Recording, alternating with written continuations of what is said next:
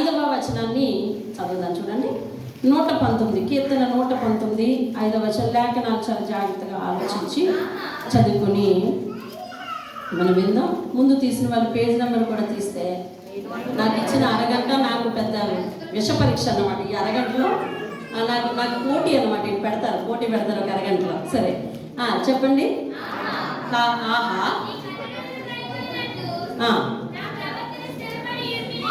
నా ప్రవర్తన స్థిరపడి ఉండినా ఎంత మేలు. దేవునికి స్తోత్రం కలుగును గాక.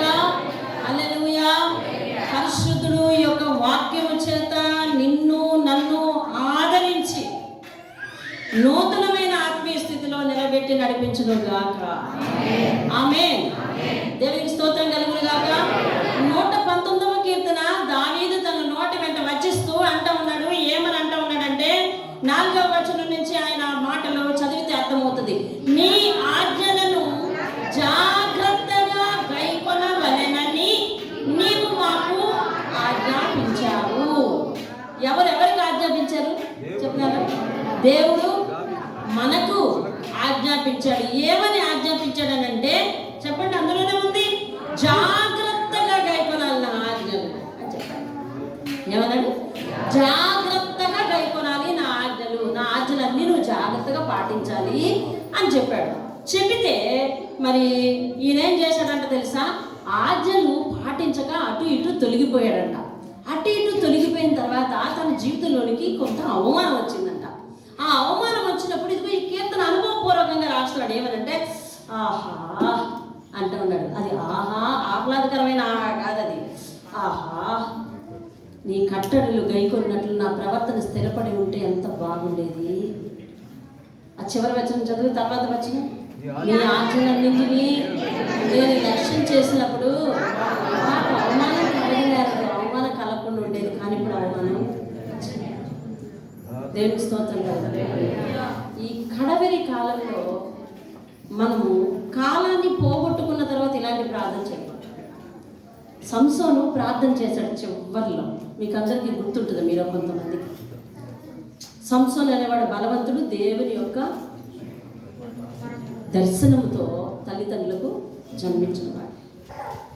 ఒక ప్రత్యేకమైన ప్రణాళికతో దేవుడు సంసోన్ని ఏర్పాటు చేసుకున్నాడు. జాగ్రత్తగా విను.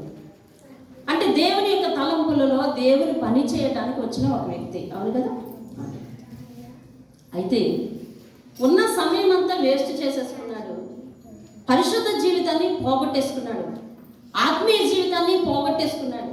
ఏ వరం వల్ల భూమి మీదకి వచ్చాడో అసలు వరపుత్రుడు అనడానికి ఏమాత్రం ఆనవాళ్ళు లేవు. ఎంతసేపు చూస్తే తనది కాని పట్టణానికి పరిగెడతాడు, అక్కడ అమ్మాయిని ప్రేమిస్తాడు. లేదు ఇక్కడికి వెళ్తానంటాడు, ఆ అమ్మాయి హ్యాండ్ ఇచ్చేస్తే వేసిన దగ్గరికి వెళ్తానంటాడు. ఇదే అతని పద్ధతి. ఇప్పుడు దేవుని కుమారుడు ఎవరు అనడానికి కూడా తెగించటం లేదు. ఆఖరికి అంతా పోగొట్టుకున్న తర్వాత ఆ ఫిలిస్తీయులు అతను పట్టేసుకుని అతని బలమంతా ఉడికిపోయిన తర్వాత కళ్ళల్లో ఈ చువ్వలు పెట్టేసి కళ్ళు పొడి చేసిన తర్వాత మరి అతన్ని అంతుడిగా చేసిన తర్వాత మరి గొలుసులతో బంధించేసిన తర్వాత చివరిలో పశ్చాత్తాప ప్రార్థన చేస్తున్నాడండి. ఏమని తెలుసా? అయ్యా దయచేసి నన్ను జ్ఞాపకం చేసుకో. చూసావా ఏమంటున్నాడు? ఈసారి మాత్రం, అంటే ఇంకొకసారికి నాకు ఛాన్స్ లేదు, ఈసారి మాత్రమే నన్ను బలపరచుము అని ప్రార్థన చేస్తుంది. ఇదేం ప్రార్థన తెలుసా? అంతా అయిపోయిన తర్వాత పోగొట్టుకున్న తర్వాత చేసే ప్రార్థన. ఈ సంవత్సరాలలో చాలా మంది జీవితాలలో పోగొట్టుకున్న తర్వాత చేసే ప్రార్థనలు ఉంటాయి. ఈ సంవత్సరాలలో చాలా మంది ప్రార్థన చేస్తూ ఉన్నారు. ఏమో అది మనలో కొంతమంది ఉన్నారో, లేక ఈ వర్తమానం వినేవాళ్ళలో ఉన్నారో, లేదా ప్రపంచంలో చాలా మంది ఉన్నారు. అయ్యా ఈ సంవత్సరం అంతా కూడా ప్రారంభంలో నీకు చాలా చాలా వాగ్దానాలు ఇచ్చాను, కానీ సమయం అంతా అయిపోయింది. సమయం అంతా అయిపోయింది. ఆఖరికి చివరి ఆదివారానికి వచ్చాను. చివరి ఆదివారం ఇది మనకైనా చివరి ఆదివారం, ప్రపంచంలో అందరికీనా? అందరికీ. కాబట్టి ఇవాళ యావత్ ప్రపంచంలో చాలా మంది పశ్చాత్తాప పడేవాళ్ళు ఈ చివరి ఆదివారం నాడు మందిరాలలో ఇలాంటి ప్రార్థన చేస్తూ ఉండవచ్చు. పరిశుద్ధాత్మ చెప్తున్నాడు ఆ విషయం. కొంతమందికి ఈ ఆఖరి ఆదివారం మందిరానికి వెళ్ళి ఈ పశ్చాత్తాప ప్రార్థన చేసేందుకు కూడా వీలు అంటే ఈరోజు ముందు ఆశ ఉంది, వెళ్ళలేదు, ఆటంకాలు వచ్చాయి. ఇప్పుడు ఆ ఆశ ఎక్కువైంది, కాలం పోయిందని పశ్చాత్తాపం కలిగినా కూడా ఈరోజు మందిరానికి వెళ్ళడానికి కొంతమందికి అవకాశం కలగలేదు. అలాంటి వారు ఎవరైనా ఉన్నట్లయితే దేవుడు మాట్లాడుతున్నాడు, కాలం పోయిన తర్వాత చేస్తున్నావా ప్రార్థన? కాలం అంతా అయిపోయిన తర్వాత చేస్తున్నావా ప్రార్థన? ఒక్కసారి తొల్లిటి దినాలకు వెళ్ళిపోండి, తొల్లిటి దినములకు జ్ఞాపకం చేసుకోమని దేవుడు అంటున్నాడు. అదిగో ఆ దినాన్ని జ్ఞాపకం చేసుకో. ప్రారంభంలో జనవరి 1 రోజు లేదా 31 నైట్ నువ్వేం చేసావు? దేవునితో కొన్ని వాగ్దానాలు చేసుకున్నావు. ఇది ఇండివిజువల్, వ్యక్తిగతం. ఇదే నీకు నువ్వుగా వ్యక్తిగతంగా దేవునితో ఎటువంటి వాగ్దానాలు చేసావో, ఎటువంటి మరి ఆ భక్తి జీవితంలో ఏ విధమైన మెలకువలు, ఏ విధమైన కొత్త పద్ధతులు, అయ్యా ఈ రోజు నుంచి ఇంకా నేను ఇప్పుడు వరకు ఇలా చేశాను, ఈ రోజు నుంచి ఇలా చేస్తాను, ఇప్పుడు వరకు ఎలా ఉన్నాను, ఈ రోజు నుంచి ఇలా ఉన్నాను, ఇప్పుడు వరకు ఇది నా జీవితం, ఈ రోజు నుంచి ఇలా కాదు, నా జీవితాన్ని మార్చుకుంటున్నానని మనలో దాదాపు చాలామంది దేవునితో ఒక రకమైన వాగ్దానాన్ని చేశాం. What next? ఏం జరిగింది తర్వాత? దాన్ని కొనసాగించావా? దేవునికి స్తోత్రం కలుగును గాక. కొనసాగిస్తే దేవునికి స్తోత్రం. కొనసాగించలేదా? ఆటంకం ఏమైంది? వ్యక్తిగతమైన దేహపరమైన ఆటంకాలా లేక బాహ్యపరమైన ఆటంకాలా? ఏ ఆటంకాలు నిన్ను ఆ తీర్మానం మీద నిలబెట్టలేకపోయాయి అనే పరిశీలన చేసుకోవాల్సింది ఈ ఆఖరి ఆదివారం అయ్యిందండి. దేవుని స్తోత్రం కాదు. సంసోను వలె పోగొట్టుకున్న ప్రార్థన చేయొద్దు. ఆయన అంటున్నాడు, ఈ ఒక్కసారి మాత్రమే దయచేసి నా ప్రార్థన ఆలకించు అంటున్నాడు. దయచేసి ప్రార్థన ఆలకించు, ఎందుకంటే నువ్వు నన్ను విడిచిపెట్టేస్తున్నావు నాకు అర్థమైపోయింది, కాబట్టి నేను శత్రువుల చేతులు పడిపోయాను. ఈ చనిపోయేటప్పుడైనా నీ ప్రణాళిక ఏంటో అది నెరవేర్చి చచ్చిపోతాను, నేను వాళ్ళ మీద నాకు కోపం తెచ్చుకోవాలన్నది ఒక్కసారి ఒక్క బలం ఇవి, ఒక్కసారి ఇవి అని చెప్పి చివరి ప్రార్థన చేస్తా ఉన్నాడు. మన జీవితంలో చివరి ప్రార్థన ఇలాంటి ప్రార్థనలు ఉండకూడదు. ఎలాంటి ప్రార్థనలు ఉండాలి అని అంటే, అయ్యా ఇప్పటి వరకు నీలో నమ్మకంగా ఉండగలిగాను, ఇక మీదట ఇంకా నమ్మకంగా ఉండే శక్తిని నాకు ఇవ్వు అని అలా తెలుస్తుంది. హల్లెలూయా. పౌలు అంటాడు, తాను నిల్చున్నానని తలంచుకొని ప్రతివాడు కూడా పడిపోకుండా జాగ్రత్తగా చూసుకోవాలి. ఇప్పటికి నిలబడ్డావా? ఇచ్చిన మాట మీద నిలబడ్డావా? దేవునికి ఇచ్చిన మాట మీద నిలబడ్డావా? అయితే నాయన నీకు ఇచ్చిన మాట మీద నేను నిలబడ్డాను, ఇంకా నిలబడగలగడానికి కావలసిన శక్తిని నాకు ఇవ్వు. దేవుని స్తోత్రం.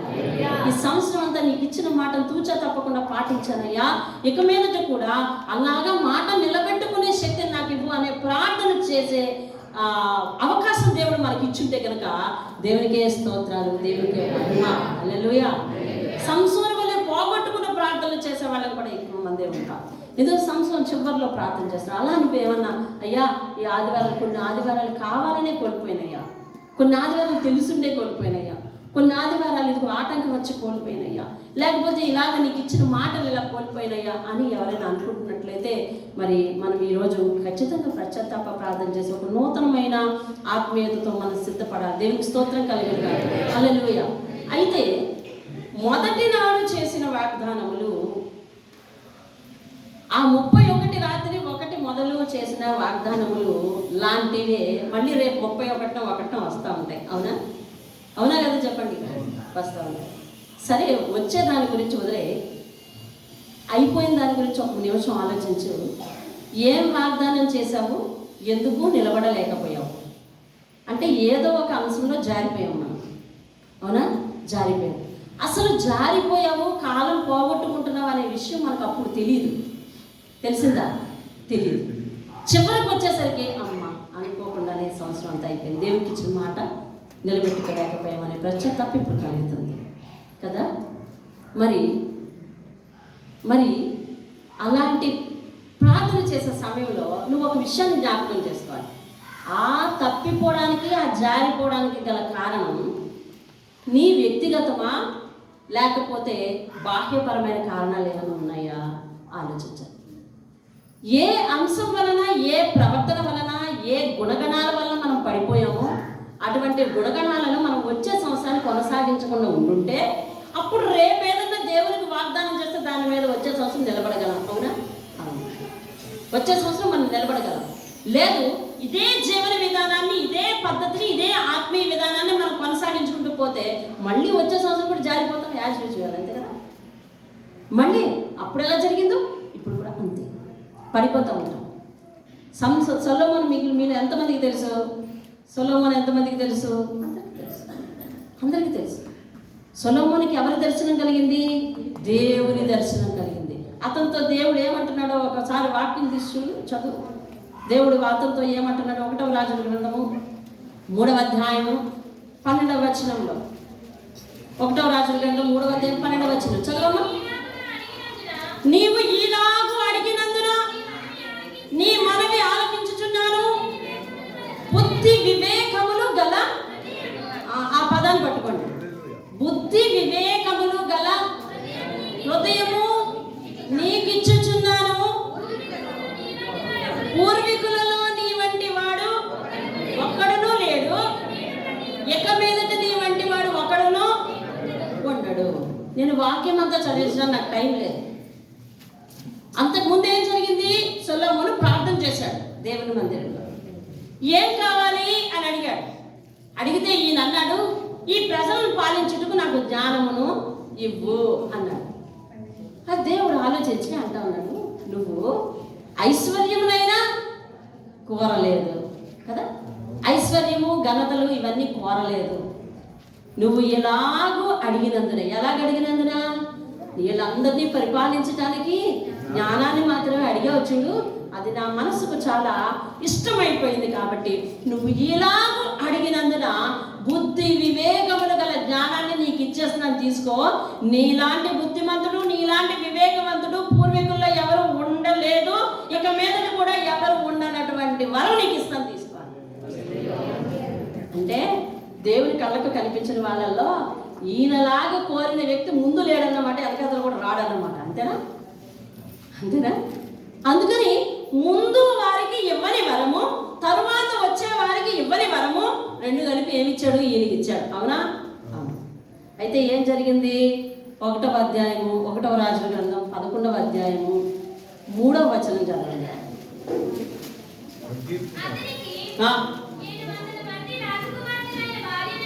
ఎవరికండి? ఎవరికి? బైబిల్ చూస్తున్నారా? ఏం బైబిల్ చూడరా? చూడండి బైబిల్. ఎవరికండి? ఆ బైబిల్ చూస్తున్నారా? చెప్పండి. ఎవరికంట? సొలొమోనుకి. ఏం జరిగింది? 700 మంది రాజకుమార్తెలైన భార్యలను ఉపపత్తులను కలిగి, ఆయనకి ఎంతమంది భార్యలు అంటే మీకు ఎందుకండి? ఆ కింద వచ్చిన చదువు. అతని భార్యలు తిప్పేశారంట. దేవుని స్తోత్రం కలగగా అబ్బా వచ్చింది ఇప్పుడు ముప్పు. మీరు ఇందాక దేవుని వరం ఇచ్చాడు కదా, దేవుడు వరం ఇచ్చాడు కదా. ఎప్పుడది? 3వ అధ్యాయంలో. 11వ అధ్యాయానికి వచ్చేసరికి ఫుల్ పతనం. ఏమిచ్చాడు దేవుడు అతనికి? బుద్ధి వివేకములు గల హృదయం ఇచ్చాడంట. దేవుని స్తోత్రం. ఆ హృదయాన్ని మీరు తిప్పేశారండి. క్యాచ్ చేశారా? మీరు పదాలు క్యాచ్ చేశారా? నేను అందుకే బైబిల్ క్షుణ్ణంగా జాగ్రత్తగా కళ్ళతో చూడాలి. నువ్వు ఇంటిలో బైబిల్ తీసినప్పుడు నీకు ఒక్కొక్క వాక్యం పట్టుకుంటుంది, కానీ సంఘములో వాక్యం చెప్పినప్పుడు నువ్వు కళ్ళతో దాన్ని పట్టుకోవాలండి. కళ్ళతో పట్టుకోవాలి, హృదయంలో పెట్టుకోవాలి. దేవుని స్తోత్రం కలిగి చెవులతో ఆయన ఆత్మీయ బోధన ముద్రించుకోవాలి మెదడు మీద. దేవుని స్తోత్రం కలిగి ఏంటంట? బుద్ధి వివేకములు గల ఏమిచ్చాడు? అక్కడ హృదయమే ఇచ్చాడు. ఆ హృదయాన్ని ఇల్లు తిప్పేసేది. చూసారా? అక్కడ హృదయమే, ఇక్కడ హృదయమే. దేవుడు ఎందుకు పదాలను అలా రాయించాడు? ఏది నీకు దేవుడు వరంగా ఇవ్వాలనుకుంటున్నాడో దాన్ని నువ్వు చేతులారా జార పెట్టుకుంటున్నావు. దేనివల్ల? సొలొమోను దేని వల్ల? ఇప్పుడు 3వ అధ్యాయానికి 11వ అధ్యాయానికి మధ్యలో ఏం జరిగింది ఆలోచించుకోవాలి కదా. ఇప్పుడు అదే మనం చేయవలసింది కూడా. సొలొమోను గారు కాదు, మనకెందుకులే. ఇప్పుడు వీరు అతను ఉదాహరణగా తీసుకొని సంవత్సరం మొదట్లో చేసిన వాగ్దానానికి సంవత్సరం చివరిలో ఇప్పుడు ఉన్న మన పరిస్థితికి కారణం ఏం జరిగింది? ఎందుకలా జారిపోయావు? ఎందుకలా ఇచ్చిన మాట మీద ఉండలేకపోయావు? ఎందుకలా ఈ స్థితికి వచ్చి అయ్యా ఇంకా ఈ ఒక్క ఆదివారమే అయ్యాననే నీ చేతులు మరి దులుపుకోవలసిన పరిస్థితి. ఆహా, నీ మాటలు, నీ ఆజ్ఞలు వినమని నువ్వు ఎంతో చెప్పావు, కానీ నేను వినకుండా ఉండుంటే నా ప్రవర్తన స్థిరపడి ఉంటుంటే ఎంత బాగుండేది. అంటే ఇతనికి ఏం లేదన్నమాట. అంతకు ముందున్న ప్రవర్తన స్థిరంగా లేదు. ఎలా లేదు? స్థిరంగా లేదు. అదండి ఎక్కువ క్రైస్తవుల్లో జరిగే పెద్ద బ్లండర్ ఏంటో తెలుసా? విశ్వాసము స్థిరంగా లేకపోవటం. ఎందుకు స్థిరంగా లేదు అని అంటే హృదయం స్థిరంగా ఉంచుకోకపోవటం. అందుకనే దావీదు అంటాడు, స్థిరమైన మనస్సు సమ్మతి గల ఆత్మ నాకు దయచేయి అంటాడు. దేవునికి స్తోత్రం కదా. అంటే నీ వాక్యం ఏం చెప్తుంది, దానికి నేను అనాలి, సమ్మతించాలి, నేను ఎదురు చెప్పకూడదు అని ప్రార్థిస్తున్నాడు. ఇవాళ మన ప్రార్థన అంశాల్లో ఉండవు. ఆయన ప్రార్థిస్తున్నాడు ఏమనంటే, అయ్యా నాకు నా అంతరంగంలో స్థిరమైన మనసు కొత్తగా పుట్టించు. అంటే ఇప్పటి వరకు ఉన్నది బాలేదయ్యా, అటు ఇటు గెంతులేస్తుంది. ఇప్పటి వరకు ఉన్న హృదయం అటు ఇటు నిలబెట్టలేదు, అసలు అటు ఇటు ఊగిసలాడుతుంది. విశ్వాసంలో స్థిరంగా లేదు. నేను ఎటుగా ఇష్టాన్ని తిరిగిపోతున్నాను, ఎవరేమంటే అంటున్నాను, ఎటు పడితే డుమ్ము కొడుతున్నాను. అందులో నీకు మహిమ ఉందో లేదో అని ఆలోచించట్లేదు, నాకు వివేకం లేదు, నాకు స్థిరం లేదు అసలు. కాబట్టి స్థిరమైన హృదయం నా అంతరంగంలో కొత్తగా పుట్టించు. ఎలా పుట్టించాలంట? కొత్తగా పుట్టించాలి. ఆ కొత్తగా పుట్టించిన హృదయం ఎలా ఉండాలంట? స్థిరంగా ఉండాలంట. ఆ స్థిరంగా ఉన్నది ఎలా ఉండాలంటే తెలుసా? నిత్యము నీ సన్నిధిలో ఉండాలి. ఒకసారి ఆ వాక్యాన్ని చూడండి, కీర్తనల గ్రంథం 51 చూడండి, 51 చదవాలి. నా యందు శుద్ధ హృదయము కలుగజేయము. అది శుద్ధ హృదయం కలుగజేయాలంట, అంతరంగములో స్థిరమైన మనసు పుట్టించాలంట, కొత్తగా పుట్టించాలంట. నీ సన్నిధిలో నుండి ఆ హృదయముతో ఉన్న నన్ను తోసివేయకు, పరిశుద్ధాత్మను నా దగ్గర నుంచి తీసేయకు, రక్షణ ఆనందములు నాకు మరలా పుట్టించు, సమ్మతి గల మనస్సు కలగజేసి అది అన్ని కావాలని విశ్వాసాన్ని కాపాడుకోవడానికి. అంటే నేను అంటున్నాను, మన చుట్టూ ఉన్నది లోకం కదా. లోకంలో మనం ప్రత్యేకంగా నవనాక లోకంలో మనం ప్రత్యేకంగా ఉండి భక్తి చేయాలి. నా చుట్టూ 10 మంది అన్యులు ఉంటుండగా మధ్యలో నేనుండి ఏం చేయాలా? భక్తి చేయాలి, విశ్వాసాన్ని కాపాడుకోవాలి. అంటే ఇలాగ నేను ఇంతమందిని చూస్తా వస్తా ఉన్నప్పుడు నా కన్నులకు నేత్రాస కలిగి నేనేమాత్రం విశ్వాసం నుంచి వీగిపోకూడదు. దృఢపరిచి అంటున్నాడు, అంటే గట్టిపరిచి అంటున్నాడు, స్థిరమైన పునాది అంటున్నాడు, స్థిరమైన మనస్సు అంటున్నాడు. ఏమిటా మాటలు? ఆ మాటలు మనం ఎప్పుడైనా ప్రార్థన చేసామా? చెయ్యలేదు కాబట్టి మనం పడిపోతాం అస్తమాటలు. అట్లా అర్థం మనకు తెలియదు. అందుకనే తెలుసా, మనలో చాలా మంది సంవత్సరం మొదట్లో ఏ అలవాట్లు, ఏ అభిప్రాయాలు, ఏ అభిరుచులు కలిగి ఉన్నామో ఇవి దేవునికి ఇష్టం లేవని తెలిసినా కూడా సంవత్సరం చివరి వరకు అదే అలవాట్లతో, అదే అభిరుచులతో, అదే అభిప్రాయాలతో పట్టుకొని వచ్చేసాం. మన ప్రయాణం జనవరి నుంచి డిసెంబర్ వరకు, ఆఖరి దినాల వరకు జరుగుతుంది, కానీ ఆ లగేజ్ మాత్రం అలాగే ఉందండి. ఆ లగేజ్, ఆ భారం అలాగే ఉంది, పాపపు భారం అలాగే ఉంది. యేసయ్య లోకానికి వచ్చినప్పుడు సత్రంలో స్థలం లేదంటే, సత్రంలో 4 లగేజ్లు తీసి అవతల పడేస్తే యేసయ్య కూర్చోడానికి ఒక స్థలం ఉండదండి. కానీ వాళ్ళందరూ లగేజ్లు తీసి పడేయలేదు, లగేజ్లు తీసి పడేయడానికి ఇష్టపడలేదు. లగేజ్ అనగా ఏమి? భారం. భారం అనగా ఏమి? పాపం. పాపాన్ని తొలగించేస్తే యేసయ్య ఆ సత్రంలో ఉండు. కానీ పాపాన్ని తొలగించడానికి వాళ్ళు ఇష్టపడలేదు. పశుప్రాయులు వంటి వాళ్ళు ఎంతో మంది, పశు జ్ఞానం కలిగిన వాళ్ళు ఎంతో మంది యేసయ్యను అంగీకరిస్తున్నారు. వాళ్ళ కుటుంబాల్లో వెలుతురు వస్తుంది. దేవుని స్తోత్రం కలిగింది. అందుకని పశువులు పాపం మెరిసింది. ఈరోజు మనం కూడా బుద్ధి వివేకములు, బుద్ధి జ్ఞానములు, విద్యావంతులు ఎంతో మంది మరి హై లొకేషన్లో, హై లైఫ్ స్టైల్ కలిగిన వాళ్ళని కూడా దేవుని దగ్గర పతనమైపోవడం కారణం ఏంటి తెలుసా? మనకు వివేకం గల మనసు ఉంది, కానీ దాంట్లో శుద్ధ హృదయం స్థిరం లేదండి. దేవుడు ఇచ్చాడా లేదా సొలొమోనుకి? ఏమిచ్చాడు? బుద్ధి, వివేకము. మంచి బుద్ధి ఇచ్చాడు. వివేకం ఏంటో తెలుసా? అది డిస్క్రిమినేట్ చేసే ఆలోచన అన్నమాట. ఆ టాలెంట్ ఏంటి? ఇది మంచిదా కాదా? ఇటు వెళితే దేవునికి ఇష్టమవుతుందా, ఇష్టమవుదా? ఇటు వెళితే దేవునికి ఇష్టమవుతుంది. వివేచన జ్ఞానం అంటారు దాన్ని. డిస్క్రిమినేట్ చేసే నాలెడ్జ్ అది ఇచ్చాడు. వివేకం గల హృదయం ఇచ్చాడు. చాలా మందికి జ్ఞానం ఉంటుంది.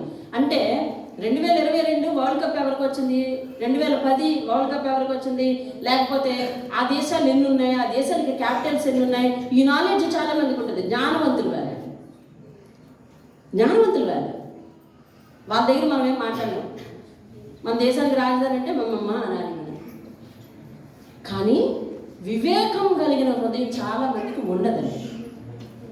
వివేకం అవసరం. దేవుని దగ్గర బుద్ధి కలిగి ఉండాలి అని అంటే జ్ఞానం కాదు కావాల్సింది, వివేకం కావాలి. దేవుని స్తోత్రం కలగాలి. హల్లెలూయా. వివేకం కలిగిన మనుషులు కావాలి. అందుకని వివేకం కలిగిన హృదయం ఇచ్చాడు. అంటే బాబు, ఈ రూట్ మంచిదా కాదా, ఈ పద్ధతి మంచిదా కాదా, ఈ పరిస్థితి మంచిదా కాదా, ఈ విధానం మంచిదా కాదా, నువ్వు అన్నీ ఆలోచించి ఎంచుకొని పరిపాలన చేయనైనా అని ఇచ్చాడు.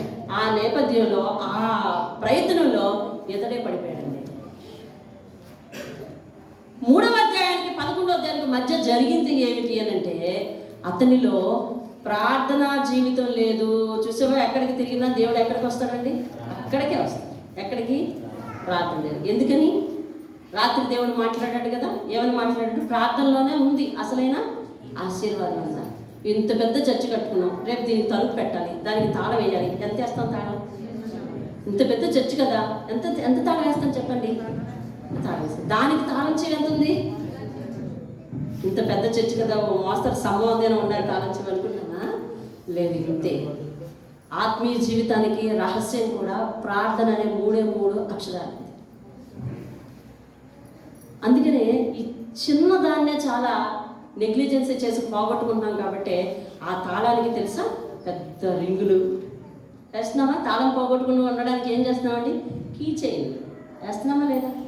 కీ చైన్లు వేస్తున్నాం, చక్కగా మెరిసేలాగా అందరికీ కనపడేలాగా జాగ్రత్తగా. అంటే ఎక్కడ పోగొట్టుకోకుండా ఉండడానికి కీ చైన్.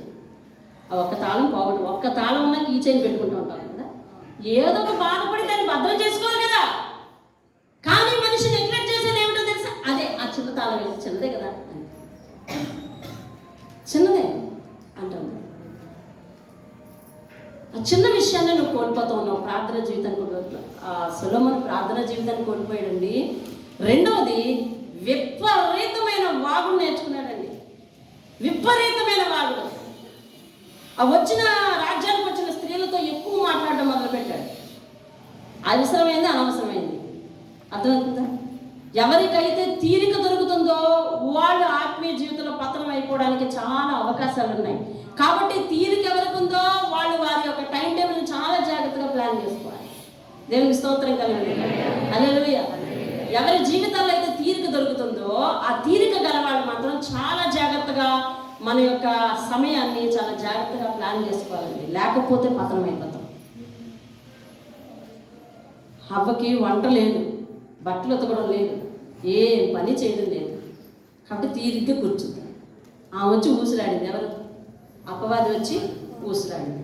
ఆ ఊసుల్లో మొట్టమొదటి ఊసు ఏంటో తెలుసా? దేవుడు చెప్పింది నువ్వు నమ్ముతున్నావా? అప్పుడు ఈవిడికి లైట్ వెలిగింది. ఓహో, నమ్మకూడదా అని లైట్ వెలిగింది. సరే, ఆ ఖాళీగా కూర్చున్నప్పుడు కూడా నువ్వేం మాట్లాడుతున్నావు అనే దాని గురించి కూడా ఆలోచించుకోవాల్సిన పరిస్థితి ఉంది. అందులో నువ్వు మాట్లాడే మాటలో నీ ఆత్మీయత పోతుందేమో ఆలోచించవలసిన పరిస్థితి ఉంది. అవతల వారి వల్ల నీ ఆత్మీయత పెరుగుతుందా, లేదా నీ వల్ల వాళ్ళ ఆత్మీయత ఏమైనా పెరుగుతుందా? రెండు లేకపోతే దాన్ని వ్యర్థమైన వాగుడు అంటారు. అవతల వారి ఆత్మీయ స్థితిని పతనం చేస్తున్నావా, నీ ఆత్మీయ స్థితిని పతనం చేస్తున్నావు? అవును కదా, నిజమే కదా. అవునమ్మాయి, అంత ఆదివారం పొడవమని వెళ్ళిపోకపోతే ఏం మానేయచ్చు కదా, ఒక పూట మానేసి చచ్చిపోతారేంటి అని అన్నారు అనుకోండి. అవును కదా, చచ్చిపోతామేంటి? చావం కదా. నిజం మీరు చెప్పండి, చాలామంది చాలా ఆదివారాలు రాలేదు, చచ్చిపోయారా? లేదు. ఆ పండు తిన్నారు, చచ్చిపోయారా? చచ్చిపోలేదు. కానీ కొని తెచ్చుకున్నారు, రెడీగా పెట్టుకున్నారండి. అంతే. దేన్ని తెలుసా? మరణాన్ని రెడీగా కొని పెట్టుకున్నారు. దేవుని స్తోత్రం కలుగుతుంది. ఆయనే వాళ్ళంటే దినాన్నే చచ్చిపోతాం అని చెప్పాడు. అంటే అలా అంటే భయపడతారేమోనని. నువ్వు ఆదివారం మానేస్తే నీకు నష్టం కలుగుతుంది అన్నావు అనుకో, వింటవి కొంచెం భయపడతామని అన్నారు అంతే. ఆదివారం అన్న ఏ నష్టమో జరగపోయేసరి చూసావా? ఆవిడ ఎలా చెప్పిందో, నాకు నష్టం కలగనే కలదు, దేవుడు నా పక్షం ఉన్నాడు, నేను ఎందుకు ఆదివారం మానేసాను ఆయన బాగా తెలుసు అని చెప్తాను. అర్థమైందండి? నేను మానేటలో ఒక రీజనింగ్ ఉంది అంటున్నాను. అయిపోయింది. నష్టం జరగకపోయేసరికి మనకు ఇంకా ధీమా పెరిగిపోతుంది. అందుకని మన ఆత్మ ఏం చేయకూడదంటే ఆరిపోకుండా చూసుకోవాలంటే దేవుని స్తోత్రం కదా. మన ఆత్మ ఏం చేయకూడదు? ఆరిపోకుండా చూసుకోవాలి. ఎప్పుడు కూడా దేవునితో కనెక్షన్ ఉండేటట్టు చూసుకోవాలి. ఈ సొలొమోను ఈ వచ్చి మాట్లాడుతున్న ఆడవాళ్ళతో మాట్లాడుతున్నాడండి. ఆమె ఎవరో వచ్చిందంటమ్మా, వచ్చి కూర్చుని ఆహా నీకు గిన్నె అందించేవాళ్ళు, నీకు మంచినీళ్ళు అందించేవాళ్ళు, మీ ద్వారపాలకులు ఎంత భాగ్యవంతులో బా అన్నదన్నమాట. అంటే అర్థం ఏంటి? వాళ్ళు చాలా అదృష్టవంతులు, నేనే అదృష్టవంతురాలు కాను అనే అర్థం ఇచ్చినట్టు మాట్లాడు. నీ దగ్గరికి వచ్చే వాళ్ళు ఏ అర్థంతో మాట్లాడుతున్నారు గ్రహించుకొని వివేకం గల ఆత్మతో మనము కంట్రోల్ అవ్వాల్సిన పరిస్థితి ఉంది. దేవునికి స్తోత్రం కలుగు. ఆ వివేకం గల హృదయాన్ని నీకు దేవుడు ఇస్తున్నాడు. కాబట్టి ఆ వివేకంతో నువ్వు ఆ గుచ్చులో పడకుండా జాగ్రత్తగా మెయింటైన్ అవ్వగలిగిన పరిస్థితి నువ్వు చేసుకోవాలి. ఎప్పుడైతే ఆళ్ళు భాగ్యవంతులు వీళ్ళు భాగ్యవంతులు అందరూ అమ్మ నీకు ఆ భాగ్యాన్ని కలిగిస్తానని చెప్పి ఇంక మొదలెట్టాడు. ఇంకా వరసే ఇక అందరితోనూ మాట్లాడడం, అందరినీ పరిచయం చేసుకోవడం, అందరినీ పెళ్లి చేసుకోవాలని ఆలోచించడం, అందరితోనూ మరి ఏమది ఆత్మీయ జీవితాన్ని నాశనం చేసుకొని వాళ్ళు చెప్పిన మాట విని వాళ్ళకి దాసోహం అవ్వాలని నిర్ణయించుకోవడం ఎప్పుడైతే చేశాడో వాళ్ళందరూ దేవుడిచ్చిన బుద్ధి వివేకములు గల హృదయాన్ని తిప్పేశారు. మధ్యలో పతనం ఎవరి వల్ల జరిగింది? దేవుడి వలన. చెప్పాలి, దేవుడి వలన. ఎవరిదో పేరు చెప్తున్నారు, సాతాను వలన. ఆయన పిలవకండి అసలు. మన వలన. బుద్ధి వివేకాలు కలిగిన హృదయం అతనికిస్తే అతను సాతాను పేరు ఎత్తడానికి ఉందా? లేదు. ఎవరి వల్ల పడిపోయాడో తెలుసా? అతని వల్లనే పడిపోయాడు. ఆలోచించు. ఇచ్చిన వాగ్దానం నిలబెట్టుకోకుండా పడిపోవడానికి గల కారణం ఏంటంటే నీ మాట తీరా, లేదా జీవితంలో దేవుడు నీకు ఇచ్చిన ఖాళీయా, లేదా జీవితంలో దేవుడు నీకు ఇచ్చిన ఆశీర్వాదమా? ఏది పడిపోయింది? దావీదు జీవితంలో దావీదుని గొర్రెల దొడ్డి దగ్గర నుంచి తీసుకెళ్లి మహారాజుని చేశాడు. అవునా? మహారాజు చేసినప్పుడు భాగ్యవంతుని చేసినట్టేనే కదా, ఆస్తిపరం చేసినట్టే కదా, ఆశీర్వదించినట్టే కదా. మీరెవరు ఒప్పుకోరా దానికి? అవును కదా. మరి ఇప్పుడు ఏం చేయాలి? అతను బాధ్యతగా ఏం చేయాలి? మహారాజును చేసినందుకు రాజ్య పరిపాలన కావించాలి. అవునా? అలా రాజ్య పరిపాలన కావించకుండా అతను ఏం చేస్తున్నాడు తెలుసా? 2 సమూయేలు గ్రంథం ఒకసారి చూడండి. 2 సమూయేలు గ్రంథం 11వ అధ్యాయం 1వ వచనం. 2 సమూయేలు 11 1వ వచనం. ఎక్కడ పడిపోతున్నారు వీళ్ళందరూ? ఆత్మీయులు, దేవునికి ఇష్టలు, దేవుని హృదయానుసారులు వీళ్ళందరూ. అయినా మీరు పడిపోయారు దేనికి? చూడండి, వసంత కాలమున రాజులు యుద్ధమునకు బయలుదేరు సమయమున. ఆ వాక్యం ఆకరణ చదివేశారు. దావీదు యెరూషలేమునందు నిలిచెను. అర్థమవుతుందా? నేనేం చదవమన్నాను? వాక్యం మొదట్లో 2 లైన్లు చదువు, తర్వాత చివరిలో ఆ వచనంలోనే చివరి లైన్ చదువు. వసంత కాలమున రాజు యుద్ధమునకు బయలుదేరు సమయమున దావీదు ఎక్కడ నిలిచాడంట? యెరూషలేమునందు నిలిచిపోయాడంట. అక్కడ ఏం జరుగుతుంది తెలుసా? యుద్ధం జరుగుతుంది. ఏం జరుగుతుంది? యుద్ధం జరుగుతుంది. అదిగో ఇది 11వ అధ్యాయం 1వ వచనం. 2వ వచనంలో అతను పాపంలో పడ్డాడు. 2వ వచనంలో ఏం పడ్డాడండి? పాపంలో పడ్డాడు. ఎందుకు తెలుసా? ప్రార్థన చేసే సమయంలో అతను ఏం చేశాడు తెలుసా? 11వ అధ్యాయం 2వ వచనం. ఒకానొక దినమున ప్రొద్దు గుంకు వేళ దావీదు పడక మీద నుండి లేచి చాలు ఇంక చదవక్కర్లేదు. ఎప్పుడు లేచాడండి నిద్ర నుంచి? చెప్పాలి, సాయంకాలం. అవతలేమో యుద్ధం జరుగుతుందంట, అది యుద్ధానికి వెళ్ళే సమయం అంట. ఉండిపోయాడు ఇంటి దగ్గర ఉండిపోయి ఏం చేశాడు తెలుసా? వేళగాని వేళ పడుకున్నాడండి. అంటే చెయ్యాల్సిన పనిని చేయకుండా బాధ్యతల నుంచి విస్మరించుకున్నాడు. 1. 2వది, మెలకుగా ఉండవలసిన సమయంలో పడుకుని ఉన్నాడు. 2వది. కాబట్టి ఈ 2 ఆత్మీయమైన సంగతులు అతని జీవితంలో ఆబ్సెంట్గా ఉన్నాయి. కాబట్టే అతడు వెంటనే పాపంలో పడ్డాడు. పాపంతో ఏం చేశాడు తెలుసా? కొనసాగించాడు దాన్ని. ఏమని? ఒకసారి పాపం చేశాడు, ఇంటికి దేపెట్టేశాడు. ఇంటికి దేపెట్టిన తర్వాత ఆమెమో ఫోన్ చేసింది. ఏమని అంటే, అయ్యా నేను గర్భవతిని అని ఫోన్ చేసింది. వెంటనే ఏం చేయాలో తెలియని ఈ వ్యక్తి గబగబా వాళ్ళ యజమాని ఎక్కడున్నాడో పిలిపించి అతన్ని ఏదో చెయ్యాలని ప్రయత్నించాడు. అదంతా అవ్వలేదు. కాబట్టి యుద్ధానికి కబురు పెట్టాడు. అయ్యా నేను యుద్ధానికి రావట్లేదు, ఈరోజు కూడా ఉండిపోతున్నాను, కాబట్టి ఇగో ఇతను వస్తాడు, కరెక్ట్గా ఎక్కడైతే చచ్చిపోవడానికి వీలుందో అక్కడ పెట్టేవేయండి అని చెప్పాడు. చంపించేశాడు అక్కడ. ఎందుకండి? వెళ్ళవలసిన సమయంలో చెయ్యవలసిన సమయంలో పని చేయొచ్చు కదా. మెలకువగా ఉండి ప్రార్థన చేయాల్సిన సమయం. అక్కడ యుద్ధం జరుగుతున్నప్పుడు నీ దేశం గురించి యుద్ధం జరుగుతున్నప్పుడు నువ్వు ప్రార్థన చేయొచ్చు కదా. ప్రార్థనకి వెళ్ళవలసిన సమయాల్లో మనం రెస్ట్ తీసుకోవటం, ఇది ఇందుకే కాదు, అసలు నీ జీవితంలో నువ్వేం చేస్తున్నావు, నీ కుటుంబ బాధ్యతల నుంచి నువ్వు విస్మరించి కానీ తిరుగుతూ ఉన్నట్లయితే కనుక మనకు ఆపద పొంచే ఉంది. నీ ఇంట్లో నీ బాధ్యత ఏంటి? ఒక భర్తవా, ఒక తమ్ముడువా, లేకపోతే ఒక అక్కవా, చెల్లివా, అమ్మవా, ఎవరు నువ్వు? నీ బాధ్యత ఎంత కొంత ఉంది. ఆ బాధ్యతను నువ్వు నిర్వర్తించాలి. మీ అందరికీ మనందరికీ ఉమ్మడిగా ఒక బాధ్యత ఉంది. ఏంటో తెలుసా? మనతో పాటు మిగిలిన వారిని ఆత్మీయ స్థితిని నడిపించుకోవాలి. ఎలా ఉందండి? మనతో పాటు మిగిలిన వారికి ఆత్మీయ స్థితిని నడిపించుకోవాలి. ఎవరికి ఉంది బాధ్యత? ఇంట్లో చిన్న తమ్ముడికే ఉంది, ఇంట్లో పెద్ద అక్కకి కూడా ఉంది. తెలుసా? అందరికీ ఉంది. తండ్రికే ఉంది, తల్లికే ఉంది. మరి ఆత్మీయ స్థితిలో అందరినీ నడిపించుకోవాల్సిన నువ్వే మరి ఆ పని నుంచి విస్మరించుకో ఉంచుకొని నువ్వు బాధ్యత రాహిత్యంగా ఉంటే దేవుడు ఏమన్నాడంటే తిను దినాన్నే చచ్చిపోతామని అన్నాడు. కానీ తిను దినాన్నే వాళ్ళు ఏం చేశారంటే రిజర్వ్ చేసుకొని రుమాలు మరణం మీద వేసి ఉంచారండి. అవునా కదా? మరణాన్ని రిజర్వ్ చేసుకున్నారు. మరణాన్ని రిజర్వ్ చేసుకున్న అసలు మరణం అనే దానిని దేవుడు అన్నాడు, నువ్వు తిని తినని చచ్చిపోతావు అన్నాడు. అతను నోటి నుంచి అన్నాడు అంతే, తిని తిన్నాను అంటే. ఎన్నాళ్ళు తినకుండా ఉంటే అన్నాడు అంటే, ఎన్నాళ్ళు తినకుండా ఉంటే ఆల్టర్నేటివ్ చెప్పు. ఎన్నాళ్ళు నా ఆజ్ఞను పాటిస్తూ ఉంటే నువ్వు అన్నాళ్ళు ఏమవుతావు? బ్రతుకుతావు. దేవుని స్తోత్రం కలుగును గాక. నా ఆజ్ఞ 55 వచ్చినట్టు చెవి యొగ్గి నా దగ్గరకు రండి, నా మాట వినే మీరు బ్రతుకుతారు. 55 అధ్యాయము యెషయా గ్రంథం 5వ వచనం అంటాడు, మీరు చెవి యొగ్గి నా దగ్గర రండి, వినాలని రా, విను, వినడానికి అనుసరించడానికి ప్రయత్నించి అలాగే కొనసాగు, నువ్వు బ్రతుకుతావు అంటా ఉన్నాడు. దేవునికి స్తోత్రం కలుగును గాక. హల్లెలూయా. ఎంత ఆత్మీయుడు, ఎంత ఆశీర్వాదం పొందుకున్నాడు. ఇప్పుడు ఏం పని చేశాడు చూడండి. ఏం అయిపోయిందో తెలుసా? చేయాల్సిన పని చేయలేదు. ఇతని జీవితంలో కూడా ప్రార్థన లేదు. ఇతని జీవితంలో కూడా ప్రార్థన లేదు. అక్కడ యుద్ధం అనగా ఏమో తెలుసా? మన ఆత్మీయ భాషలో ప్రార్థన. చేయాల్సిన సమయంలో చేయలేదు. ఉదయాన్నే తెల్లవారు 5 గంటలకి 4 గంటలు చేయాల్సిన ప్రార్థన మనం 10 గంటలకు చేస్తున్నాం. ఎందుకంటే అప్పుడే లేస్తున్నానండి. లేచిన వెంటనే చేయమన్నారు కదా మీరు, అప్పుడే లేస్తున్నాను అని అంటా ఉన్నాను.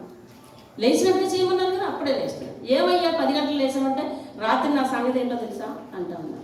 రాత్రి నీ సంగతి నిజమే, నువ్వు 12 గంటలకే డ్యూటీ నుంచి వచ్చి ఉండవచ్చు.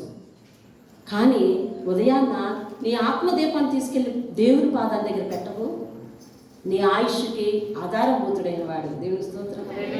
నీ ఆరోగ్యానికి ప్రధాన కర్త అయిన వాడు, నీ ఆరోగ్య ప్రదాత అయిన అటువంటి వాణి దగ్గర నీ ఆత్మదీపాన్ని పెట్టుకోవడానికి ఇన్ని క్లాసులు, ఇన్ని రీజన్స్ నువ్వు చెప్తా ఉన్నావు అని అంటే ఇది పతనానికి దారి అంతే. ఏమైందిలే, ఏమైంది, ఏం జరుగుతుంది దేవుని తెలుసు. కానీ నువ్వు మొరాయించాలనుకోండి, ఏమంటున్నారంటే వాళ్ళు కూడా ఆ రోజు తిను తినాన్ని చచ్చిపోవు అని అంటే చక్కగా తెచ్చుకొని తిన్నారు, రుచిగా ఉన్నాయి. వాళ్ళకి అనిపించింది మనసులో, ఇంత మంచి పండును దేవుడు దాచిపెట్టాడా అని. ఆ రోజే తక్షణమే ఆ రోజే మరణాన్ని రిజర్వేషన్ చేయించుకున్నారు. అంటే నువ్వు ఏ రోజు దేవునికి అవిధేయతగా జీవిస్తున్నావో ఆ రోజు ఆపదకి రిజర్వేషన్ చేయించుకుంటున్నాం మనం. అందుకని ఈ దావీదు అంటున్నాడు, ఆహా నీ మాటలు, నీ ఆజ్ఞలు ఆలకించమని ఎంతో కోరుకున్నావు.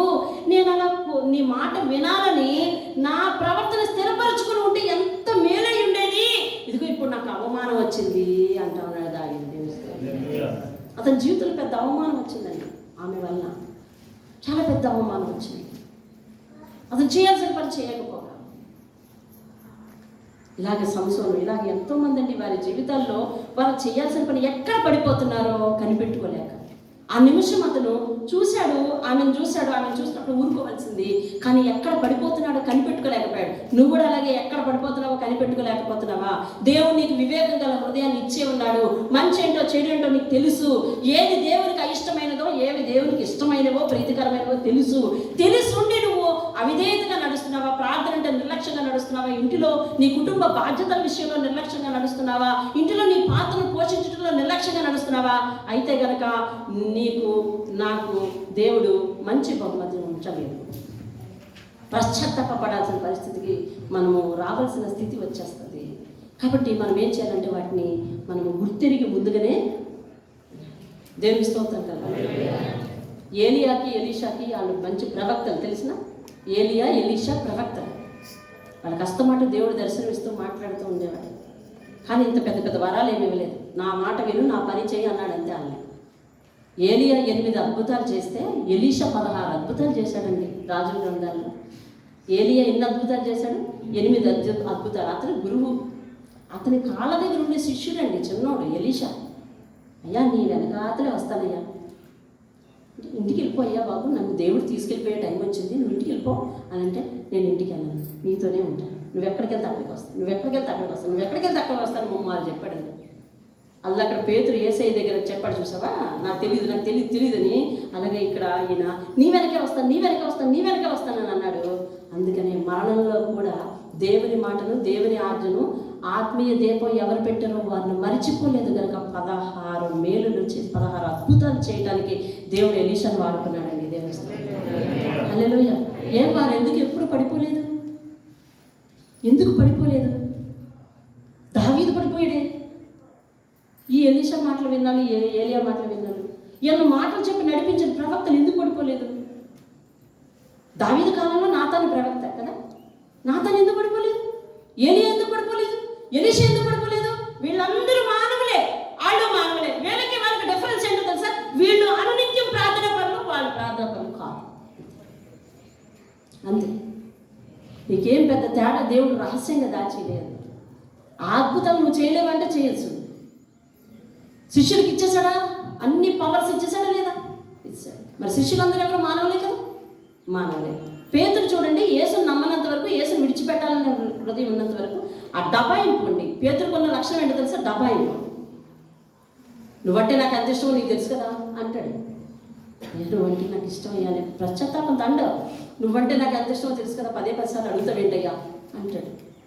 కానీ అలాంటి కూడా ఏం చేశాడు? డబడబడబడలు ఆడేవాడు కూడా. అందుకని మాటలు ప్రాధాన్యం కాదు, పనులు ప్రాధాన్యం. ఏం ప్రాధాన్యం అండి? అందుకని గంటలు మాట్లాడేవాళ్ళు పనులు చేయరు, క్లుప్తంగా మాట్లాడేవాళ్ళు పనులు చేస్తారు. అయితే నేనే గంటలు మాట్లాడేదాన్ని మీలో. సరే, ఏమైందా? పేతురు దేవుడు పునరుద్ధానం అయ్యేటప్పుడు చూశాడండి. ఇంకా అంతే, ఆయన పాద దాసుడిగా మారిపోయాడు. అది వరకు చేయలేని సంగతులు యేసుకు బదులుగా ఎన్ని అద్భుతాలు చేసేస్తున్నాడండి. దేవుని స్తోత్రం కదా. ఎలా వచ్చిందో తెలుసా శక్తి? ఎలా వచ్చిందో తెలుసా శక్తి? అంతే, దేవునిలో సత్యాన్ని తెలుసుకున్నాడు, ఆయనతో మమేకమై ఉండాలని నిర్ణయించుకున్నాడు, ప్రార్థన కొనసాగిస్తూ ఉన్నాడు. అంతే, ఆ శక్తి ఆయన అలా నడిపిస్తాం. దేవుని స్తోత్రం. నువ్వు ప్రార్థనా శక్తి తెలుసుకోకుండా కొన్ని సంవత్సరాలు మందిరానికి వచ్చినా కూడా నీలో అద్భుతాలు జరగాలంటే ఆలస్యం. నీ చేత దేవుడు అద్భుతాలు చేయాలంటే అది అసలే లేదు. మనకే అద్భుతాలు జరగడం ఆలస్యం, మన చేత అద్భుతాలు ఎట్లా చేస్తాడు? అర్థమవుతుందా? మీకు సంఘంలో రాను ఉన్నాడు, అలాగే చాలా మంది ఉన్నారు. ఈ చాలా మంది, నేను దేవరం వెళ్తున్నాను, అంతెందుకు మీకు అందరికీ ఇది తెలిసిన సాక్ష్యమే కదా. దేవరం వెళ్తున్నాను, ఇదిగో నారాయణరావు మన మధ్య ఉన్నాడు. నారాయణరావు భార్య చిన్న పిల్లండి, అంటే టీటీసీ రాసిన మనమని మీకు తెలుసు కదా. పెద్ద యాక్సిడెంట్ నుండి రక్షింపబడ్డారు, చచ్చిపోతారు తల్లి పిల్లలు అనుకున్నాం. కానీ దేవుడు వాళ్ళని బాగా బ్రతికించాడు, సేవలు పెంచుకున్నాడు. ఆ సేవ వాళ్ళ వల్లే అక్కడ కొనసాగుతుంది. ఇవాళ 10 మంది వచ్చినా నేను ఇక్కడి నుంచి ప్రయాసంలో వెళ్తా ఉన్నాను, ఎందుకంటే అక్కడ సంఘము వాళ్ళ వలన స్థిరపడింది. దేవుని స్తోత్రం కలుగుతారు. ఆ అమ్మాయి ఏం చేస్తుందో తెలుసా?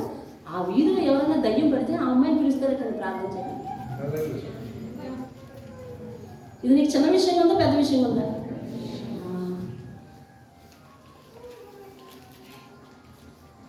పెద్ద విషయం ఉండదు. ఈ అమ్మాయి ఏం చేస్తుంది తెలుసా? కొబ్బరి నూనె పట్టుకుని వెళ్తుంది, ప్రార్థన చేస్తుంది. నాతో చెప్తుంది, అమ్మ మొదట పిలిచినప్పుడు నాకు ఇంటి దగ్గర జంక అనిపిస్తుంది, కానీ ఇప్పుడు యేసు తరపున ప్రార్థన చేయడానికి, యేసు తరపున వాళ్ళని బలపరచడానికి సేవకుల తరపున ఎవరున్నారు? నేను. నాకే దేవుడు ఆ చీటీ వేశారు కాబట్టి నేను ధైర్యం తెచ్చుకుని వెళ్ళాలని చెప్పి వెళ్ళి ప్రార్థన చేస్తాను. కార్యం జరిగిందంటే ఎగ్జాక్ట్లీ జరిగింది. హల్లెలూయా. అంటే అద్భుతాలు ఇప్పుడు ఎవరి చేత చేయిస్తున్నాడు? మనుషుల చేత, మన చేత.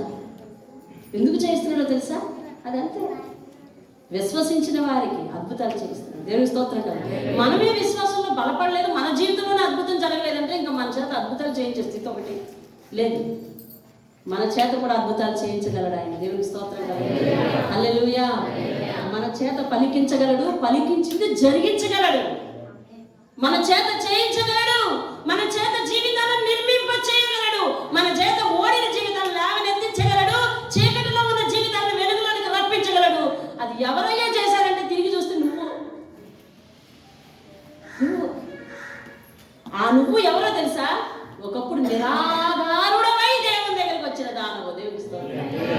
నిరాధారుడమై, నిరాధారములు లేకుండా, ఆధారం లేకుండా దేవుని దగ్గరికి వచ్చిన వ్యక్తులు మనం. దేవుని స్తోత్రం కదా. వాళ్ళు ఎవరు చేశారంటే వెనక్కి తిరిగి చూస్తే నువ్వు కనిపిస్తున్నావు.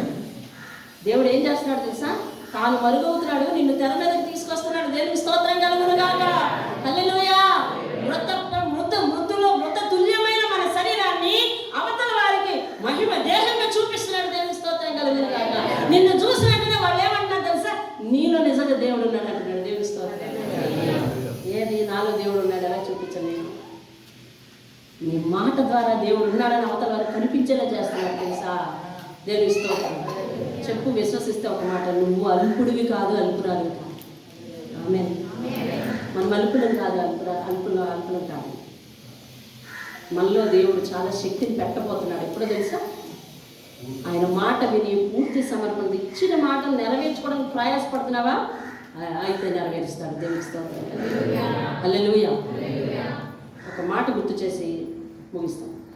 పౌలు దేవుని దర్శనం చూశాడు. పౌలు గురించి ఎన్నాళ్ళు చెప్పుకున్న తరగదండి. అసలు నేనంటాను మన జ్ఞానం సరిపోదేమో అనిపిస్తుంది. పౌలు దేవుని దర్శనాన్ని చూశాడు.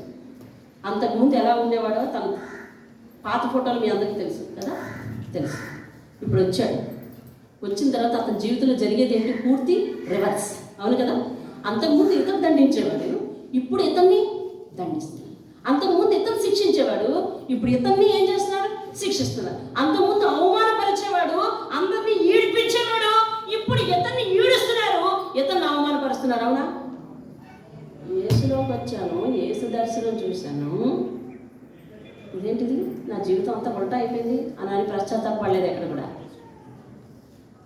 క్రీస్తు యందు క్రీస్తు పొందిన దెబ్బలు నా శరీరం మీద కూడా ముద్రించుకుంటున్నాను అన్నాడు. దేవుని స్తోత్రం. ఎందుకు వెనక్కి తిరిగిపోలేదు అంటే, దేవునికి ఇచ్చిన మాట మీద ఎందుకు ఉండిపోగలిగాడు అని అంటే, అదంతే, ఆయన మీద గల ప్రేమ, ప్రార్థన శక్తి. నిరంతరం ప్రార్థన చేసేవాడు దేవుని నుంచి పడిపోలేడండి. నిరంతరం ప్రార్థన చేసేవాడు దేవుని సమయంలో ఎక్కడ ఉండలేడండి. నిరంతరం ప్రార్థన చేసేవాడు మాట్లాడితే భయపడతాడండి. నేను మాట్లాడింది కరెక్టే కాదు, నేను ఇలా మాట్లాడుతున్నాను, దేవుడు ఈ విషయంలో నా జీవితంలో ఏం తీర్పు తీరుస్తాడని మాట్లాడతాడండి. ఆలోచించి మాట్లాడతాడు. అది వివేకము గల మనస్సు అండి. దేవుని స్తోత్రం. దేవునితో కొనసాగేవాడు, దేవునిలో బలపడేవాడు ఎవ్వరు కూడా ఏమండి అన్ని విషయాల్లో కూడా సరి చేసుకుంటారు. నేను ఇంకో మాట కూడా చెప్తున్నాను, దేవునిలో బలపడేవాడు, దేవునికి భయపడేవాడు మందిరానికి ఆలస్యంగా రాలేడండి. అసలు ఇందులో మీరు ఒప్పుకోవాలి, వాస్తవానికి దూరమైనా ఒప్పుకోవాల్సింది. మీ పరిస్థితులు ఏమైనా కానీ, నిజమే, నా పరిస్థితులు ఏమైనా కానీ చేయలేరు. దేవునికి దూరంగా ఉండలేరు. అసలు ఆయన పాద సన్నిధి నుంచి దూరంగా ఉండడం అంటే, చంటి పిల్లలు చనిపాల దగ్గర నుంచి దూరం చెయ్యి ఎలా ఉంటుందో సీను. అక్కడ ఏడుపులేనా? ఎవరు ఏడుస్తుంటారండి? పసిపిల్ల ఆహాకారాలు పెట్టేసి వచ్చేస్తారు. కారణం ఏంటంటే తనకుంటే ఒకే ఒక సోర్స్, తల్లి నుంచి దూరం చేసేసాం. ఆహారం ఎక్కడైనా దొరుకుతుంది. పాల డబ్బాతో పాలు ఇచ్చేస్తున్నాం కదా, ఇప్పుడు ఇచ్చేస్తున్నాం కదా తమ్ముడు, ఇచ్చేస్తున్నాం. కానీ ఆమె కోరుకున్నది ఏంటో తెలుసా? ఆ పాలు మాత్రమే కాదు, తల్లి శరీరంతో ఉన్న వెట్ట. దేవునికి స్తోత్రం. నువ్వు జాగ్రత్తగా అర్థం చేసుకోవాలి. దేవుని సన్నిధితో మనకు ఒక వెట్ట కావాలి. దేవుని సన్నిధితో ఒక అటాచ్మెంటు. ఆహారం తింటే కడుపు నిండే అనుభవం కాదు, ఆత్మ నిండే అనుభవం వస్తుంది. విను, అనుభవపూర్వకంగా నువ్వు తెలుసుకోవాలి. మేము చెప్పడం కాదు, అనుభవపూర్వకంగా నువ్వు అనుభవించగలవు. అంతేనా? దేవునికి స్తోత్రం కలిగి. తల్లి పాల నుంచి, తల్లిని చనుపాల నుంచి తల్లిని బిడ్డను వేరు చేస్తే బిడ్డ ఏడుస్తుంది. కానీ తనకి ఏదో ఒక ఆర్టిఫిషియల్ ఇచ్చి మనం ఊరుకోబెట్టచ్చు. కానీ తల్లి శరీరంతో ఉన్న వెట్ట నువ్వు ప్రపంచంలో ఎవరు ఇవ్వలేరు. అంతే, ఎవరు ఇవ్వలేరు. ఆ బిడ్డ జీవిస్తుంది, ఎదుగుతుంది అని అంటే విత్ అన్సాటిస్ఫాక్షన్. అంతే కదా, విత్ అన్సాటిస్ఫాక్షన్. దేవుని సన్నిధితో నీకుండే వెట్ట అనగా ఆయన ఇచ్చే రక్షణ ఆనందం అంటారండి. అది కడుపు నింపడంతో సరిపోదు. సాటిస్ఫాక్షన్, అన్సాటిస్ఫాక్షన్ లైఫ్ అది. దేవుని సన్నిధితో ముడిపెట్టుకుని ఉంటే గనక ఆ ఆత్మీయ విధానం వేరు, ఆ రక్షణ ఆనందం వేరండి. దేవుని స్తోత్రం కలిగి.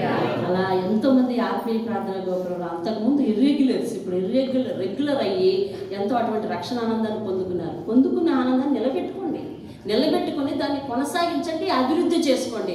2025లో ఆయనకు సాక్షిగా జీవించండి. పడిపోయే జాబితాలు మనం ఉండద్దు, నిలబడి స్థిరమైన పునాది మీద నిలబడే జాబితాలు మనం ఉండాలి అంటే అది మన వల్ల కాదు. దేవుని దృఢపరచమని ప్రార్థించండి. దేవుని స్తోత్రం కలిగి. పోగొట్టుకున్న ప్రార్థన చేయొద్దు. ఒకవేళ ఈ సంవత్సరం పోగొట్టుకున్న ప్రార్థన, అయ్యా అంత సమయం అంతా పోగొట్టుకున్నాను, నీ మాట మీరుంటే ఎంత బాగుండేదని ఒకవేళ చేయి దులుపుకుని ఏమైనా ప్రార్థన చేస్తున్నామేమో, ఇలాంటి ప్రార్థన 25 ఎండింగ్లో చేయకుండా ఉండడానికి ప్రయత్నించండి. దేవుని స్తోత్రం కలుగుగా. ఎక్కడ పడిపోతున్నావో ఒకసారి పరిశీలన చేసుకో, మోకరించి ప్రార్థన చేద్దాం. ఇలా చెప్పుకుంటూ పోతే చాలా.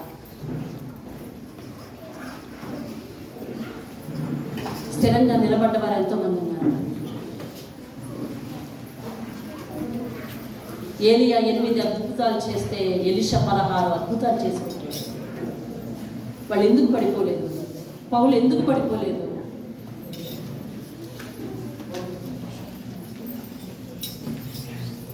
యేసు శిష్యుల్లో యోహాను అసలు ఎందుకు పడిపోలేదు? దేవుని దర్శనాన్ని ఎలా పొందుకోగలిగాడు? మోషే పడిపోలేదు. ఎందుకు పడిపోలేదు? వారి ప్రార్థనా పరులు. అందుకనే పశువులను కాసుకునే మనిషి అతను మోషే. కానీ అతన్ని ఎర్ర సముద్రాన్ని పాయలుగా చేసేటటువంటి అద్భుతమైన శక్తితో నిలబెట్టగలిగాడు దేవుడు. దేవుడు చేసే కార్యాలను మనుషుల చేత చేయిస్తున్నాడు. ఆయన కదా చేయాలి?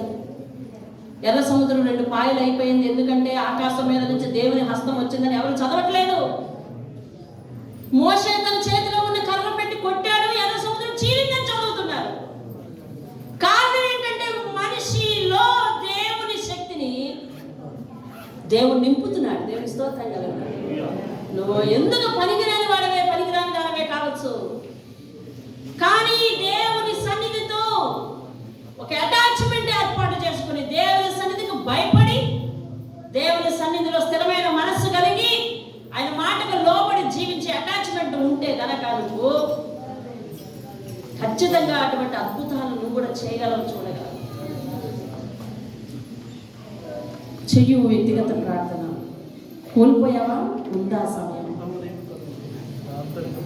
వేస్ట్ అయింది అనుకుంటున్నావా? అయ్యో బైబిల్ పూర్తి చేస్తాను అనుకున్నానయ్యా, అయ్యో వారం ఉపవాసం ఉంటాను అనుకున్నానయ్యా,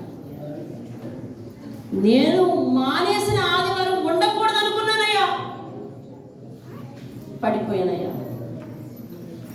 తమ్ముడు, అమ్మ, ఎవరైనా ఇటువంటి ప్రార్థన ఈ సంవత్సరంతోనే సరిపెడదామా? 25 అటువంటి ప్రార్థన అవుతుంది. నూతనమైన ఆత్మీయతను సిద్ధపడితే నూతనమైన ఆశీర్వాదాలతో ఆయన సిద్ధపడతానని మొన్ననే దేవుడు మాట్లాడుతూ వచ్చాడు. కీర్తన గ్రంథం 21వ అధ్యాయంలో అతని పెదవుల్లో నుంచి మానక వచ్చిన ప్రార్థనను ఆలకించి శ్రేష్టమైన ఆశీర్వాదాలతో ఆయన ఎదుర్కొంటున్నావు అని వాక్యం చెప్పింది. మానక దేవునితో ఉన్న నీకు అటాచ్మెంట్, ఆ అటాచ్మెంట్ ఏదైతే ఉందో, దేవుని సన్నిధితో కట్టుబడే స్వభావం ఎప్పుడైతే ఉందో, దేవుడు నూతనమైన ఆశీర్వాదాలతో, అవి ఎలాంటివంటే తెలుసా? వాక్యంలో రాశాడు, శ్రేయస్కరమైన ఆశీర్వాదాలతో అతడిని ఎదుర్కొంటున్నావు అని రాశాడు. 2025 శ్రేయస్కరమైన ఆశీర్వాదాలు పొందుకోవాలంటే ఇదిగో పడగలిగిన ఒకే ఒక్క విశ్రాంతి దినం ఇదే. నో మోర్, ఇంకా లేవు. ప్రార్థన చేద్దాం.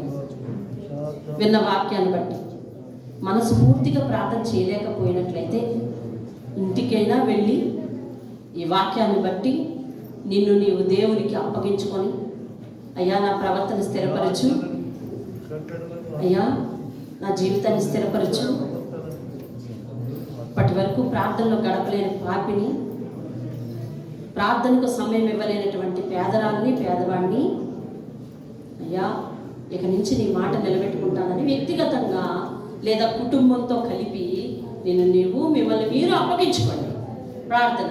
మహాగణుడమైన మా తండ్రి, నీ పరిశుద్ధ పాదాలకు వందనాలు చెల్లిస్తూ ఉన్నాం. మీరు వినిపించిన ఈ వాక్యం బాబు నా జీవితంలో, మా జీవితంలో ఒక స్థిరమైన ఆత్మీయ జీవితాన్ని నెలకొల్పేలా సమ్మతించే మనస్సు మాకిచ్చి దృఢపరచునా తండ్రి. దేవా, నీ ఆజ్ఞలు మేము అతిక్రమిస్తే అవమానం తప్పదని వాక్యం హెచ్చరిస్తుంది. అది మించిన వారు, ఆ ఆజ్ఞను అధిగమించిన వారు అనేక మంది జీవితాల్లో అవమానమే పొందారు. కానీ నీ పాదాలకు కట్టుబడిపోయి శ్రమలు పొందిన వారు సైతము నీ రాజ్యాన్ని సంపాదించుకున్నారు. లోకంలో నీ పేరిట అద్భుతాలు అనేకమైనవి చేశారు అని నీవు మాట్లాడావు ప్రభువా. అట్టి స్థానంలో మమ్మల్ని ఉంచున్నాను ఆయన. దీవించి ఆశీర్వదించి ప్రతి ఒక్కరి మీద, అంత్య దినముల్లో అందరి మీద నా ఆత్మను కుమ్మరిస్తున్నానని మీరు సెలవిచ్చారు కదా. అలా ఈ 2025లో నీ రాకడ ఎప్పుడో ఏమో మాకు తెలియదు. అయినప్పటికీ అంతవరకు మేము ఇంకా వాయిదాలు వేసుకోకుండా నేడే సర్దిద్దుకుని జీవించే కృప మాకిచ్చి మీ నామానికి మహిమ తెచ్చుకోమని విన్న వాక్యాన్ని అన్నడు మర్చిపోకుండా అయ్యా తండ్రి మా చెవులలో నుంచి ఆ శబ్దాలను ముద్రించుకొని మా హృదయం అనే పలక మీద రాసుకొని మా చేతుల ద్వారా మా అవయవాల ద్వారా మా జ్ఞానేంద్రియాల ద్వారా అనుసరణలోనికి రప్పించున్నా నాన్న. దీవించి ఆశీర్వదించమని యేసు నామములో అడిగి వేడుకుంటున్నాం పరమ తండ్రి. ఆమేన్. ఆమేన్. ఆమేన్.